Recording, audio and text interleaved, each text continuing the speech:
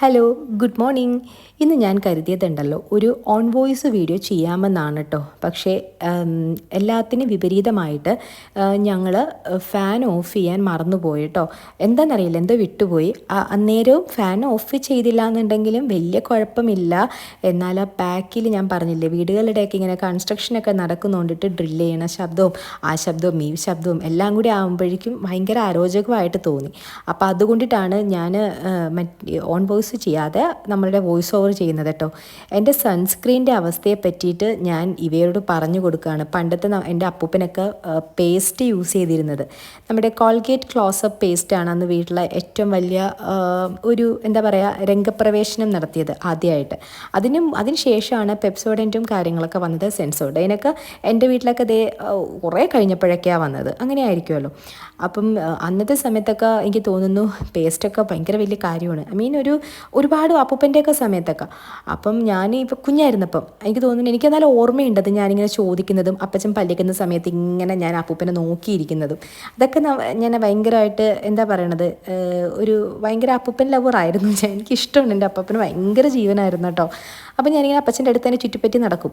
അപ്പോൾ അപ്പൂപ്പനിങ്ങനെ പല്ലിക്കുന്ന സമയത്ത് ഞാൻ നോക്കുമ്പം എനിക്ക് ഓർമ്മ വേറൊന്നല്ല, ഈ പേസ്റ്റ് ഇങ്ങനെ തീർന്നാലും അതായത് പേസ്റ്റിൻ്റെ ഞെക്ക വരത്തില്ല, നമ്മുടെ ബ്രഷിലേക്ക് വരില്ല. എന്നിരുന്നാലും ആ പേസ്റ്റ് ഒരു 3 ദിവസം 4 ദിവസം കൂടി അപ്പൂപ്പൻ യൂസ് ചെയ്യും. അതെങ്ങനെയാണെന്നറിയോ, അത് കീറിയിട്ട് അതിൻ്റെ രണ്ടറ്റത്തുനിന്നും തൂത്തെടുക്കും, അതിൻ്റെ അല്ലാത്ത സൈഡിൽ നിന്നൊക്കെ എടുക്കും. അതായത് ഒരുവിധം ഉണ്ടാവുകയും ചെയ്യും. അപ്പം ഞാൻ ചോദിക്കുമായിരുന്നു, അപ്പേ പുതിയ പേസ്റ്റ് എടുക്കുക, അപ്പേ എന്തിനാ ഇങ്ങനെയൊക്കെ ചെയ്യണത്? അപ്പോൾ അപ്പം പറയും, ഇത് രണ്ടും മോനെ, അത് കളയണ്ട, അതെല്ലാം എടുക്കണം, വെറുതെ കാശ് കളയാവോ എന്നൊക്കെ ചോദിക്കും. അപ്പം ഞാൻ ഈ കുട്ടിയോട് പറയുവാണ് കേട്ടോ, വരവ് ചിലവ് അറിഞ്ഞ് നമ്മൾ ജീവിക്കണം എന്നൊക്കെ എൻ്റെ കൊച്ചിനോട് ഞാൻ പറഞ്ഞു കൊടുക്കുവാണ് കേട്ടോ. അപ്പം ഞാൻ അപ്പൂപ്പനൊക്കെ പറയുമ്പോൾ ഞാനിങ്ങനെ നോക്കിക്കൊണ്ടിരിക്കുമായിരുന്നു. അപ്പോൾ ഇവള് പറയുവാണ്, പിന്നെ എന്നിട്ടാണ് അവിടെ ഇവിടെയൊക്കെ തെറിച്ചു പോകണതെന്ന്. കാരണം ഞാൻ ക്രീം പ്രസ് ചെയ്തപ്പം ക്രീം പുറത്തേക്ക് പോയി. അപ്പോൾ അവളെന്നെ കളിയാക്കുവാണ് കേട്ടോ.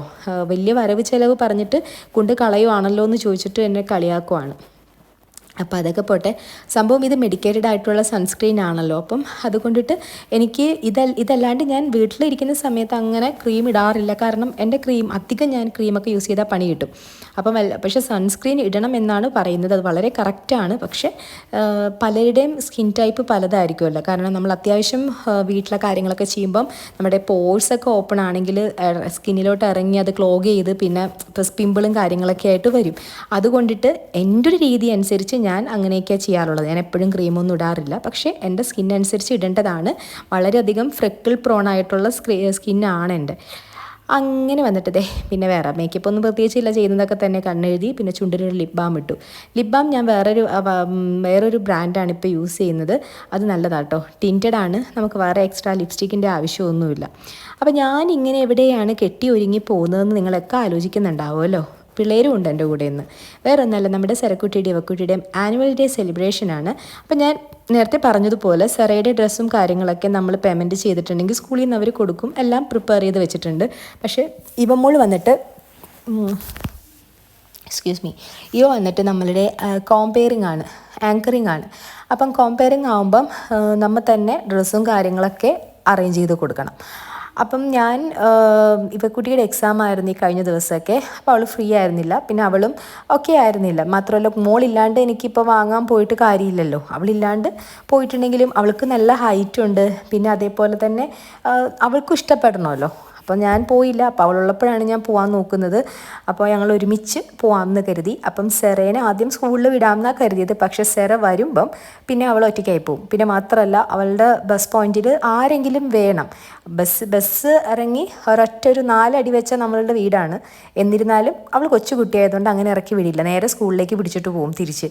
പിന്നെ എനിക്ക് ബുദ്ധിമുട്ടാവും. അപ്പം ഞാൻ കരുതി അവളെയും വിടണ്ട. ഞാൻ നേരത്തെ പറഞ്ഞ പോലെ തന്നെ ഏകദേശം പോർഷൻസ് എല്ലാം കഴിഞ്ഞു.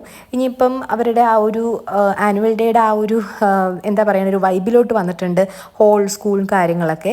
അപ്പം സെറയുടെ പ്രാക്ടീസ് ഓൾമോസ്റ്റ് കഴിഞ്ഞു, അവൾ ഓക്കെയാണ്. അപ്പം ഞാൻ കരുതി അവളായിട്ട് പോകാം. അപ്പോൾ അവളായിട്ട് പോകുമ്പം നമുക്ക് സമാധാനമാണല്ലോ, നമുക്കും പതിയെ ഡ്രസ്സൊക്കെ എടുത്ത് അതുപോലെ തന്നെ അതിനുള്ള ആക്സസറീസും കാര്യങ്ങളൊക്കെ പർച്ചേസ് ചെയ്തിട്ട് വന്നാൽ മതിയല്ലോ.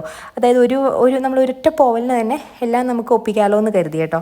അപ്പം ഞാനപ്പോൾ എല്ലാവരുമായിട്ടാണ് പോകുന്നത്. അപ്പോൾ രാവിലെ ഇറങ്ങാമെന്ന് വിചാരിച്ചു, പക്ഷെ നടന്നില്ല. പക്ഷെ രാവിലെ ഇറങ്ങേണ്ട കാര്യമില്ല, ഞാൻ ആലുവയിലേക്കാണ് പോകുന്നത്. ആലുവ ഇവിടെ ഇവിടെ നിന്ന് വലിയ ദൂരമൊന്നുമില്ല, ഒരു ഹാഫ് ആൻ അവർ ഡിസ്റ്റൻസ് ഏകദേശം ഉള്ളൂ ഞങ്ങളുടെ ഇവിടെ നിന്ന്, പൂക്കാട്ടുപടിയിൽ നിന്ന് വലിയ ദൂരമൊന്നുമില്ല. ആലുവയിൽ കിട്ടിയില്ല എന്നുണ്ടെങ്കിൽ ഞാൻ കരുതി നേരെ മെട്രോ പിടിച്ചിട്ട് നമ്മുടെ കച്ചേരിപ്പടിയിലോട്ട് പോകാമെന്ന് കരുതി. കച്ചേരിപ്പടിയിലാണെന്നുണ്ടെങ്കിൽ നമുക്ക് മറ്റേ രാധാകൃഷ്ണ എന്ന് പറഞ്ഞിട്ടുള്ള ഓപ്ഷൻസ് ഉണ്ട്, അല്ലെങ്കിൽ ചെന്നൈ സിൽക്ക് അവിടെ അതിൻ്റെ, അല്ലെങ്കിൽ ജയലക്ഷ്മി, അല്ലെങ്കിൽ ഷീമാട്ടി എടുക്കില്ല. ഷീമാട്ടിൽ ഭയങ്കര എക്സ്പെൻസീവാണ്. അപ്പോൾ നമുക്ക് എടുക്കില്ല, കാരണം ഒരൊറ്റ ദിവസത്തെ കാര്യത്തിന് വേണ്ടിയിട്ട് നമുക്ക് അത്ര അങ്ങോട്ട് മുടക്കാൻ താല്പര്യം ഇല്ല താനും. ഇത് മുടക്കിയിട്ടുണ്ടെങ്കിൽ ഇത് ഇടുന്ന കുട്ടികളാണെങ്കിൽ കുഴപ്പമില്ല, ഇതൊരു വൺ ടൈം യൂസാണ്. ഇത് ഇട്ട് കഴിഞ്ഞിട്ടുണ്ടെങ്കിൽ ഞാൻ അടുത്ത എന്തെങ്കിലും ഇതുപോലെ ഈവൻറ്റ് വരണം എങ്കിൽ മാത്രമേ ഇവർ ഇടത്തുള്ളൂ. അല്ല അടുത്ത ഈവൻറ്റിന് സെയിം ഇടാൻ പറഞ്ഞിട്ടുണ്ടെങ്കിൽ അത്ര വലിയ താല്പര്യമില്ല. പിന്നെ ഞാൻ എന്നെ പേടിച്ചിട്ട് ഇടുന്നതാണ്. അപ്പോൾ പിന്നെ നമുക്ക് താല്പര്യമില്ല ഇങ്ങനത്തെ ഡ്രസ്സുകൾ, കാരണം കോമ്പയറിങ് ഡ്രസ്സൊക്കെ കുറച്ച് വർക്കും കാര്യങ്ങളൊക്കെ ഉള്ളതായിരിക്കുമല്ലോ. അതുകൊണ്ടിട്ട് എനിക്ക് സത്യമായിട്ടും ഓൺ പർച്ചേസ് ചെയ്യാൻ താല്പര്യമില്ലായിരുന്നു. അപ്പം ഞാൻ ആദ്യം റെൻറ്റിന് എടുക്കാമെന്നാണ് കരുതിയത്. അപ്പോൾ റെൻറ്റ് ചോദിച്ചപ്പോൾ ഭയങ്കര റെൻറ്റ് കേട്ടോ, 3500-4000 രൂപയാവുന്ന ഒരു ദിവസത്തേക്ക്. അപ്പം ഞാൻ കരുതി അത് വേറെ നല്ല കുറച്ച് വർക്കും കാര്യങ്ങളൊക്കെ ഉള്ളതാണ്. അപ്പം ഞാൻ കരുതി വേണ്ട. അപ്പോൾ ഹസ്ബൻഡും പറഞ്ഞു നിനക്ക് എന്താ തലയ്ക്ക് എന്താ പ്രാന്തുണ്ടോ, കാരണം ഒരു ഡ്രസ്സ് വാങ്ങുന്നതിന് 3000-2000 ആവത്തുള്ളൂ, നമ്മുടെ സ്വന്തമാണ്, പുറത്തുനിന്ന് വാങ്ങിച്ചിട്ട് നമ്മൾ തിരിച്ചു കൊടുക്കുകയും വേണം, ഇത്ര എമൗണ്ട് ആവും എന്നൊക്കെ പറയുവാണെങ്കിൽ അതിൻ്റെ ആവശ്യമൊന്നുമില്ല എന്നൊക്കെ ഹസ്ബൻഡ് പറഞ്ഞു. അപ്പം ഞാനപ്പം അദ്ദേഹം പറഞ്ഞത് മനസ്സാ സ്വീകരിച്ചിട്ട് ഞാൻ കുട്ടികളായിട്ട് അപ്പോൾ പോകാമെന്ന് കരുതി, രാവിലെ തന്നെ പോകാമെന്ന് കരുതി കേട്ടോ. അപ്പോൾ അവൾക്ക് സന്തോഷമായി, അവൾക്ക് റെൻറ്റ് വലിയ താല്പര്യമൊന്നുമില്ലായിരുന്നു. പക്ഷേ ഇതേപോലത്തെ തന്നെ 2-3 ഡ്രസ്സുകൾ ഇരിക്കുന്നു കേട്ടോ ഞങ്ങളുടെ ഹൗസ് വാമിങ്ങിൻ്റെ. പക്ഷേ ഹൗസ് വാമിങ്ങിൻ്റെ ഒക്കെ ഇട്ടെന്ന് പറഞ്ഞു, സ്കൂളിലെ വേറെ സെറിമണിക്ക് അവൾ ഇട്ടിട്ടുണ്ടായിരുന്നു, വേറെ കോമ്പയറിങ് ഫംഗ്ഷൻ ഇട്ടിട്ടുണ്ടായിരുന്നു, പിന്നെ അല്ലാത്ത ഡ്രസ്സുകളൊക്കെ ഞാൻ ഇട്ടിട്ടുണ്ടെന്നൊക്കെ പറഞ്ഞ് നിർബന്ധിച്ചാൽ ഇടും. പക്ഷേ അവർക്ക് എന്തോ ഭയങ്കര സങ്കടം. അന്നേരം ഞാൻ കരുതി വേണ്ട, കാരണം മൈൻഡ് ഔട്ടാക്കണ്ട പാവത്തിൻ്റെ, വാങ്ങാമെന്ന് കരുതി കേട്ടോ. അങ്ങനെ ഞങ്ങൾ ഇറങ്ങാൻ പോവാട്ടോ. തലമുടി കുളിച്ച് കഴിഞ്ഞതുകൊണ്ടിട്ട് ഇത്തിരി നനഞ്ഞിരിക്കുമായിരുന്നു കേട്ടോ. അതുകൊണ്ട് അതിൻ്റേതായ എല്ലാ പ്രശ്നങ്ങളും എൻ്റെ തലമുടിക്ക് ഉണ്ടെന്ന് തോന്നുന്നു. പിന്നെ ലൈറ്റിൻ്റെ എന്തൊരു ഇഷ്യൂ വന്നു, അതാണ് അങ്ങനത്തെ ഒരു കളറാവുന്നത് കേട്ടോ. അപ്പോൾ ഞാൻ എല്ലാ കാര്യങ്ങളും രാവിലെ തന്നെ എണീറ്റിട്ട് പോവാം. അത് ഞാൻ പറഞ്ഞു, നേരത്തെ എണീറ്റ് എപ്പോൾ പോവാമെന്ന് വിചാരിക്കുന്നു, അത് നടക്കുന്നില്ല. ഇതിപ്പോൾ ഹസ്ബൻഡിൻ്റെ ആ ഒരു എന്താ പറയണത് സ്വഭാവം എന്നിലേക്ക് വന്നു എന്ന് വേണം പറയാൻ. കാരണം ഹസ്ബൻഡിന് എപ്പോഴും ഞാൻ വർക്ക് വരാറുള്ളത് നമ്മളൊരു 8 മണിക്ക് ഇറങ്ങണം എന്ന് വിചാരിച്ചിട്ടുണ്ടെങ്കിൽ പുള്ളിക്കാരൻ ലേറ്റാവും ഇറങ്ങാൻ, ഒരു രക്ഷയില്ല. പുള്ളിക്കാരൻ പറയണമെന്ന് പറഞ്ഞാൽ വൈകും, അത്രയല്ലേ ഉള്ളൂ എന്ന് പറയും. പക്ഷേ എനിക്ക് ഏറ്റവും അരോചകമായിട്ടുള്ളൊരു കാര്യം കേട്ടോ ഞാനിപ്പോൾ ചെയ്യാറുള്ളത്, നിങ്ങളോട് ഞാൻ പറഞ്ഞില്ലേ, പുറത്ത് ചെന്നിട്ട് പുറത്തല്ല, പുള്ളിക്കാരൻ ടോയ്ലറ്റിലാണെങ്കിൽ മൊബൈൽ കൊണ്ട് പോകും. അപ്പം ഞാൻ എന്ത് ചെയ്യും, ഓടി ചെന്നിട്ട് അല്ലെങ്കിൽ ഞാനോ ചെന്നിട്ട് വൈഫൈ അങ്ങോട്ട് ഓഫ് ചെയ്യും. അങ്ങനെ ആരെങ്കിലും ഭാര്യമാർ കേൾക്കുന്നുണ്ടെങ്കിൽ കേട്ടോളൂ, ഭർത്താക്കന്മാർക്ക് അങ്ങനെ. പക്ഷേ നെറ്റ് ഫോണിൽ ചെയ്തിട്ടുണ്ടെങ്കിൽ രക്ഷയില്ല, ഡാറ്റ ചെയ്തിട്ടുണ്ടെങ്കിൽ ഇവന്മാർ ഡാറ്റ ഓൺ ആക്കും. ഇവിടെ നെറ്റ് അങ്ങനെ ചെയ്യാറില്ല, വൈഫൈ ആണ് പുള്ളി യൂസ് ചെയ്യാറുള്ളത്. അപ്പം പതിയെ ആൾ വരും, എനിക്കറിയാതെ. പക്ഷെ എന്നോട് പറഞ്ഞു ഇനിയിപ്പം മറ്റേ ഡാറ്റ ഫോണിൽ ഇനി തൊട്ട് ചെയ്യുമെന്നൊക്കെയാണ് പറഞ്ഞത്. കാരണം ഞാൻ പറയും നിങ്ങളിരുന്ന് കണ്ടോ, നമുക്ക് എങ്ങും പോവാതിരിക്കുമ്പോഴേക്ക് ഇരുന്ന് കണ്ടോ എന്ന് പറയും. എവിടെന്ന് അവർ പറയുന്നതനുസരിച്ചിട്ടേ കാര്യങ്ങൾ നടക്കത്തുള്ളൂ, വേറെ ഒരു രക്ഷയുമില്ല എന്ന് വേണം പറയാൻ. അപ്പം ഞാൻ ഇവയോട് പറയുമായിരുന്നു കേട്ടോ, ഡാഡിയുടെ ആ ഒരു സ്വഭാവം എനിക്ക് വന്നു കേട്ടോ. ശരിക്കും എപ്പോഴും ഞാൻ വഴക്കുറയുന്നതാണ്. കാരണം നമ്മൾ എവിടെയെങ്കിലും പോകാമെന്ന് വിചാരിച്ചിട്ടുണ്ടെങ്കിൽ, പ്രത്യേകിച്ച് എന്ന് പറഞ്ഞാൽ ഈ പർച്ചേസിങ് എന്ന് പറഞ്ഞിട്ടുണ്ടെങ്കിൽ റെഡി 1 2 3 സ്റ്റാർട്ട് എന്ന് പറയുമ്പോൾ നമ്മളിങ്ങനെ ഓടി എടുക്കണ പോലെ സാധനങ്ങൾ എടുക്കണം കേട്ടോ. നമ്മൾ ഈ ബിഗ് ബസാറിലൊക്കെ പോകുമ്പോൾ സത്യമായിട്ടും കൊത്തിയാവട്ടെ, എന്തുമാത്രം നല്ല ഭംഗിയുള്ള പാത്രങ്ങൾ, അതുപോലെ നല്ല നല്ല ക്രീംസൊക്കെ നല്ല ഓഫറിനും, അതേപോലെ തന്നെ ഗ്രോസറീസും എല്ലാനും, അതേപോലെ തന്നെ ക്ലോത്തിങ്സും ഒക്കെ നല്ല ഓഫറിന് കിട്ടും കേട്ടോ. പക്ഷെ എന്ത് പറയാനാണ്, നീ മനുഷ്യൻ കൊണ്ടുപോണത് 1 മണിക്കൂർ ക്ലോസിങ്ങിനൊക്കെ മുമ്പാണ് കേട്ടോ. അത് എന്ത് വേണമെങ്കിലും എടുത്തോ, അങ്ങനെ റെസ്ട്രിക്ഷൻസ് ഒന്നുമില്ല, പക്ഷേ കറക്റ്റ് സമയത്ത് കൊണ്ടുപോകണ്ടേ. അതുകൊണ്ട് ഞാൻ പറഞ്ഞിട്ടുണ്ട്, ഇനി മുതൽ എൻ്റെ കൂടെ വരണ്ട, എന്നെ പിക്ക് ചെയ്യാൻ വന്നാൽ മതി. കൂടെ വന്നിട്ടുണ്ടെന്നുണ്ടെങ്കിൽ ശരിയാകത്തില്ല എന്ന് പറയും. എന്നിട്ട് ആ ഷോപ്പ് അടച്ച്, അതായത് നമ്മളിങ്ങനെ എന്താ പറയണത്, ഓടി ചെന്നെടുത്തോ എന്ന് പറയത്തില്ലേ, അതെ നമ്മളിങ്ങനെ എന്താ പറയണത്, ബട്ടൺ പ്രസ് ചെയ്യുമ്പോൾ ഓടി ചെന്നെടുത്തോ എന്ന് പറയുന്ന പോലത്തെ അവസ്ഥയാണ് കേട്ടോ. അയ്യോ അതിനെന്നിട്ട് ഞങ്ങൾ വണ്ടിയിലിരുന്നിട്ട് ഞാൻ ഭയങ്കര തല്ലെടുത്തൊരും. കാരണം പുള്ളി എന്നോട് ചോദിക്കും, ചെല്ലുമ്പോൾ ഒരു ചായ ഉണ്ടാക്കി തന്നോട്ടോ എന്ന് പറയും. അപ്പം ഞാൻ പറയും ചായക്ക് പാലില്ല, കാരണം നമ്മൾ പാലെടുക്കാൻ മറന്നു പോകും. അത് പെണ്ണുങ്ങൾക്ക് റിലേറ്റ് ചെയ്യാൻ പറ്റും. ഇമ്പോർട്ടൻ്റ് ആയിട്ടുള്ള കാര്യങ്ങൾ നമ്മൾ എടുക്കാൻ മറന്നു പോകും ആ സമയത്ത്, അങ്ങനെയാണല്ലോ. അപ്പോൾ തുടങ്ങും, പാലില്ലെങ്കിൽ നീ നേരത്തെ പറയണ്ടേടി, അങ്ങനെ ഇങ്ങനെ. ഞാൻ പറയും നേരത്തെ എന്നെ കൊണ്ടുപോയാലേ എനിക്കിതൊക്കെ നോക്കി കണ്ടെടുക്കാൻ പറ്റത്തുള്ളൂ എന്നൊക്കെ പറഞ്ഞിട്ട് ഞങ്ങൾ അങ്ങനെ ചെറിയ കാര്യങ്ങൾക്കാണ് ഞങ്ങൾ തല്ലുപിടിക്കാറുള്ളത്. അല്ലാതെ വലിയ കാര്യങ്ങൾക്ക് ഞങ്ങൾ തമ്മിൽ തല്ലുപിടിക്കാറില്ല. അപ്പം ഞാനപ്പോൾ പറയും, പിള്ളേർ പിന്നെ ഇപ്പം കേട്ട് ശീലമായി അത്. അതുകൊണ്ടിട്ട് ഇപ്പം ഇളയ കുട്ടി എന്നോട് ചോദിക്കാറുണ്ട്, അമ്മ പാലെടുത്തായിരുന്നു അമ്മ, ചായപ്പൊടി എടുത്തായിരുന്നു അമ്മ എന്ന്. കാരണം അവൾക്ക് തല്ലുപിടുത്തം കാണണ്ടല്ലോ എന്ന് പറഞ്ഞിട്ട്. അപ്പം അതുകൊണ്ട് ഞങ്ങളിപ്പോൾ ഒരു കോംപ്രമൈസിൽ എത്തിയിട്ടുണ്ട്. ഞാൻ ഇങ്ങനെ പർച്ചേസിങ് ഉള്ളപ്പോൾ ഞാൻ ആദ്യം പോവും ആ ഷോപ്പിലേക്ക്. സെറേ അല്ലെങ്കിൽ ഇവ എൻ്റെ കൂടെ ഉണ്ടാവും. രണ്ടുപേരും കൊണ്ടുപോകാൻ ശരിയാകത്തില്ല, ഒരാളെ കൊണ്ടുപോകത്തുള്ളൂ. പുള്ളി ആ ടൈം ആകുമ്പോൾ എന്നെ പിക്ക് ചെയ്യാൻ വരുന്ന രീതിയിൽ, ആ രീതിയിലാണ് ഇപ്പം ഞാൻ സെറ്റ് ചെയ്ത് വെച്ചിരിക്കുന്നത്. ഇല്ലാന്നുണ്ടെങ്കിൽ ചിലപ്പം എന്താ പറയുന്നത്, ഇങ്ങനൊരു കാര്യത്തിന് ഞങ്ങൾ തമ്മിൽ ഭയങ്കര ഇടി നടന്നുകൊണ്ടിരിക്കുകയാണ്. അപ്പം അത് മുന്നോട്ട് പോയാൽ ശരിയാവത്തില്ലല്ലോ. അപ്പം അങ്ങനെ. അപ്പം പിന്നെ ഞാനെപ്പോഴും ചിന്തിക്കും, പുള്ളി ഇപ്പം നാട്ടിൽ പുള്ളി ഇടയ്ക്കിടയ്ക്ക് വരാറുണ്ട്. അപ്പോൾ പുള്ളി ഇല്ലാത്ത സമയത്ത് എനിക്കിപ്പോൾ ഹോം ഡെലിവറി എന്നുള്ള ഒരു ഓപ്ഷൻ ഉണ്ട്, അല്ലെങ്കിൽ നമ്മൾ ചെന്ന് വാങ്ങും. അതുകൊണ്ടിട്ട് നമ്മൾ പിന്നെ അവരെ അധികം ട്രബിൾ ചെയ്യേണ്ട കാര്യമില്ലല്ലോ. നമുക്ക് പറ്റാവുന്ന കാര്യങ്ങൾ ചെന്നങ്ങ് വാങ്ങുക എന്നുള്ളൊരു ഓപ്ഷനേ ഉള്ളൂ. എന്നാലും ആൾ വരും കേട്ടോ. ആൾ എത്ര നമ്മളോട് തല്ല് പിടിച്ചാലും പുള്ളി ഉള്ളപ്പം നമ്മൾ ഒറ്റയ്ക്ക് പോകുമ്പോഴേക്കും വണ്ടി അങ്ങ് എടുക്കും. ഇങ്ങനെ മസിൽ പിടിച്ചിട്ടുള്ള ഇരുന്നാലും പുള്ളിക്കാരൻ പിള്ളേരോട് വണ്ടി കയറാൻ പറയും. പിന്നെ പിള്ളേർ കയറിയാൽ പിന്നെ ഞാൻ കയറും എന്നറിയാമല്ലോ. എന്നോട് കയറാൻ പറയില്ല കേട്ടോ, എന്നോട് കയറാൻ പറയില്ല. ഭയങ്കര അഭിമാനിയാണ്, അതുകൊണ്ട് എന്നോട് കയറാൻ പറയില്ല. പിന്നെ നമുക്ക് അങ്ങനെയൊന്നുമില്ല, നമ്മളുടെ ഭർത്താവ്, നമ്മൾ അഭിമാനം കാണിക്കേണ്ട കാര്യം അവിടെ ഇല്ലല്ലോ. അത്ര തന്നെ. അതൊക്കെ പോട്ടെ. ഞാൻ എപ്പോഴും പറഞ്ഞു വരുമ്പോഴേക്കും വേറെ വിഷയങ്ങളിലോട്ട് പോകും. വിഷയദാരിദ്ര്യം നന്നായിട്ടുണ്ട് കേട്ടോ. എന്നിട്ട് പിന്നെ ഇതാണ് നമ്മുടെ സെറക്കുട്ടിയുടെ എന്താ പറയുക, മാഷ ബേറോ അങ്ങനത്തെ ഒരു എന്തോ ഒരു കഥാപാത്രങ്ങളിൽ അതിൽ മാഷയാണെന്നാണ് പുള്ളിക്കാരത്തി സ്വന്തമായിട്ട് പറയണത് കേട്ടോ. അതിനിടയിൽ കൂടെ തല്ലുപിടിക്കുന്ന കണ്ടോ രണ്ടുപേരും. പിന്നെ എന്നോട് പലരും ചോദിച്ചായിരുന്നു, ആരാ വീഡിയോ എടുക്കുന്നതിന്? ഈ പർപ്പിൾ കളർ ഇട്ടിരിക്കുന്ന കുട്ടിയെ കണ്ടോ? എൻ്റെ മൂത്ത മകളാണ്, അവളാണ് കേട്ടോ വീഡിയോ എടുക്കാറുള്ളത്. നല്ല ഹൈറ്റാണ്. ഇപ്പം ഹൈറ്റ് ഇപ്പം അറിയുന്നില്ലായിരിക്കും, നല്ല ഹൈറ്റാണ്. ഹസ്ബൻഡിൻ്റെ അതേ ഹൈറ്റാണ് അവൾക്ക് കിട്ടിയിരിക്കുന്നത്. സെറയ്ക്കും അത്യാവശ്യം ഹൈറ്റ് വെച്ച് വരുന്നുണ്ട്. എൻ്റെ ഒരു ഇതാർക്കും കിട്ടിയിട്ടില്ല, ഹൈറ്റ് കുറവിൻ്റെ ഒരു ബുദ്ധിമുട്ട് ആർക്കും ഇല്ല. അങ്ങനെ ഞങ്ങൾ പ്രെയർ ചെയ്തിട്ടൊക്കെ ഇറങ്ങാമെന്ന് കരുതി. കാരണം ലേറ്റായി, ഒരുപാട് ലേറ്റായി. എനിക്ക് മോർണിംഗ് പ്രെയർ ചെയ്യാൻ പറ്റിയില്ല എന്ന്. കാരണം ഇവർ ക്ലാസ്സിൽ പോകുന്ന ദിവസമാണ് അതെല്ലാം എൻ്റെ കറക്റ്റായിട്ട് നടക്കുന്നത്. അപ്പം ഇന്ന് നടന്നില്ല. അപ്പം ഞാൻ പ്രെയർ ചെയ്തിട്ടൊക്കെ ഞങ്ങൾ ഇറങ്ങാമെന്ന് കരുതി. പോകുന്നത് ആലുവയിലേക്കാണ് കേട്ടോ, വേറെ എങ്ങോട്ടേക്കുമല്ല, ആലുവയിലേക്കാണ്. പക്ഷേ സത്യം പറഞ്ഞിട്ടുണ്ടെങ്കിൽ നമ്മൾ ഇഷ്ടപ്പെട്ട മോഡലോ കാര്യങ്ങളോ ഒന്നും നമ്മൾ പോയ സ്ഥലത്ത് കിട്ടിയില്ല.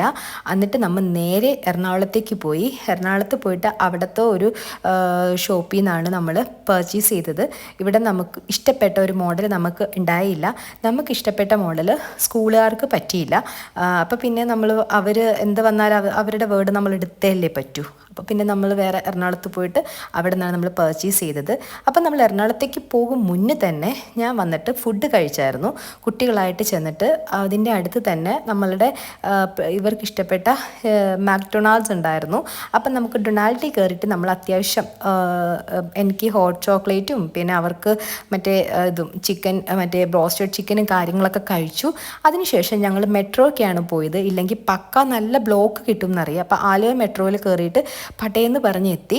എന്നിട്ട് നമ്മൾ അവിടെ നിന്നാണ് പിന്നെ പർച്ചേസ് ചെയ്തത് കേട്ടോ. അവിടെ നിന്നാണ് നമുക്ക് ഇഷ്ടപ്പെട്ട ഡ്രസ്സും കാര്യങ്ങളും അവർ സ്കൂളുകാർ പറയുന്ന പോലത്തെ നമ്മളെ കൊണ്ട് പറ്റാവുന്ന രീതിയിൽ എടുത്തത്. അപ്പം എനിക്ക് ഈ തണുത്തതൊന്നും പറ്റത്തില്ല കേട്ടോ. ഇങ്ങനെ ചൂടത്ത് പോകുമ്പോൾ എൻ്റെ തൊണ്ട അടിച്ചു പോകും. കാരണം ഓൾറെഡി പുറത്ത് ഭയങ്കര ചൂടല്ലേ. അപ്പം നമുക്കിത് കോംപ്ലിമെൻ്റ് ആയിട്ട് കിട്ടിയതായിരുന്നു. കോക്ക് നമുക്ക് കോംപ്ലിമെൻ്റ് ആയിട്ട് കിട്ടിയതായിരുന്നു. അപ്പം ഞാനൊരു നോർമൽ ഒരു പ്ലെയിൻ ആയിട്ടുള്ള വെജ് ബർഗറും പിന്നെ കുട്ടികൾക്ക് ചിക്കനും പിന്നെ ഫ്രഞ്ച് ഫ്രൈസ്, ഞങ്ങൾക്ക് എല്ലാവർക്കും ഫ്രഞ്ച് ഫ്രൈസും കൂടെ വാങ്ങിച്ചു.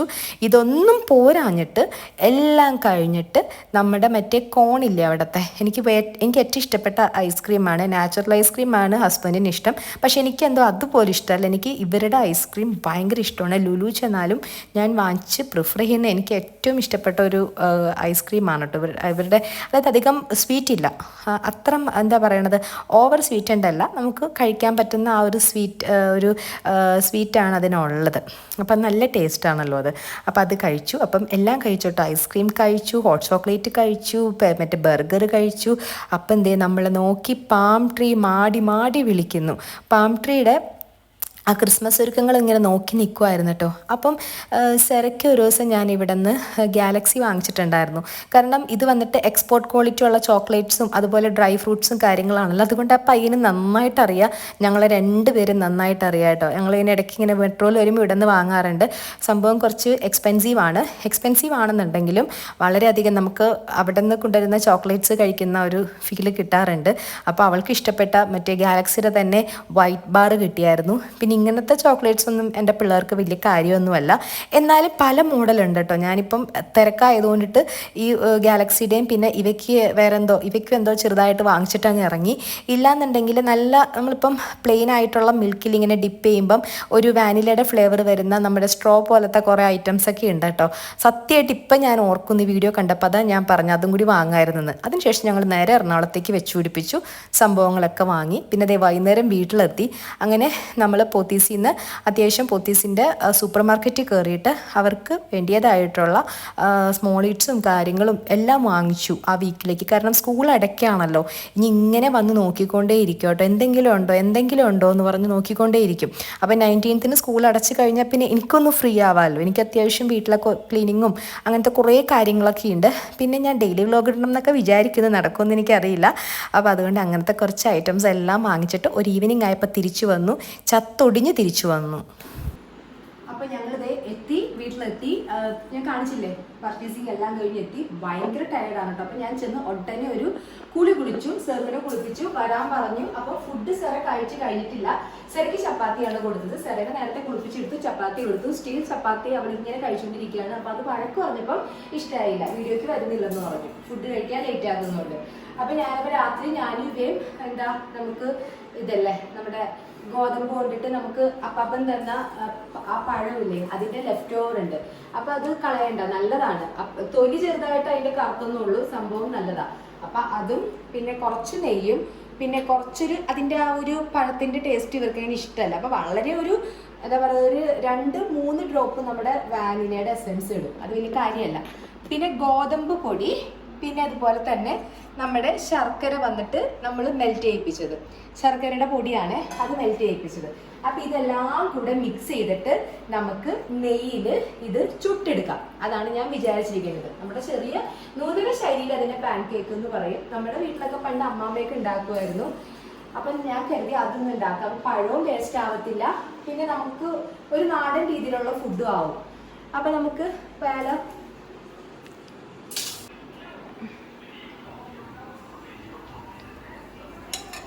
ഞാൻ ഇങ്ങനെ ഒരു പരുവത്തിൽ ഇട്ടിട്ടാണ് കേട്ടോ, ഞാൻ കട്ടിയിലിട്ടിട്ടാണ് ഇത് വേവിച്ചെടുക്കണത് കേട്ടോ. ഇവർക്ക് അതാണ് ഇഷ്ടം, അങ്ങനത്തെ ഒരു പരുവമാണ് ഇഷ്ടം. എന്നിട്ട് പിന്നെ മറിച്ചിടും. അപ്പം നല്ല നെയ്യിലുകൂടി വേവ് നല്ല ടേസ്റ്റ് ആയിരിക്കും കേട്ടോ. അപ്പം ഇതാണ് ഇന്നത്തെ ഞങ്ങളുടെ ഇതായി കഴിഞ്ഞിട്ടാണ് ഇതാണ് ഞങ്ങളുടെ ഡിന്നർ അല്ലേ.